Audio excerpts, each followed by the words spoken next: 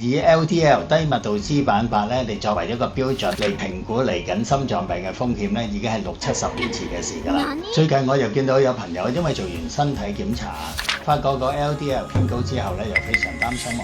近年好多外國心臟科嘅權威點樣睇呢個 LDL 低密度脂蛋白嘅？咁其中一位咧叫 Stephen Gundry， 佢係呢個美國著名嘅心臟外科手術醫生。咁佢同時間咧有5個心臟手術專利，可以講同時間都係一個發明家。另外一位叫 William Davis， 一個超過25年經驗嘅心臟科醫生。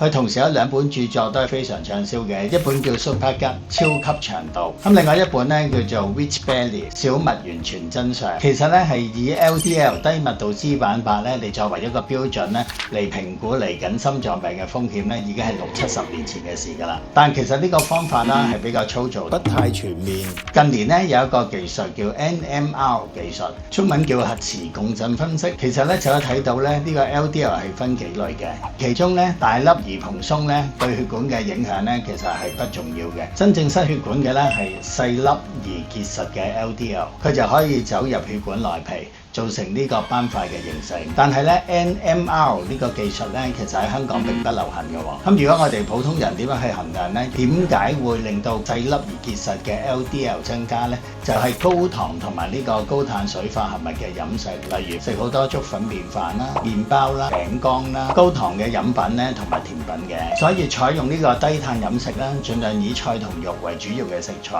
加上呢個間歇性斷食，例如168啦，或者身體條件容許嘅話咧，可以做埋整日嘅斷食，有效減低咧細粒而結實嘅 LDL 形成。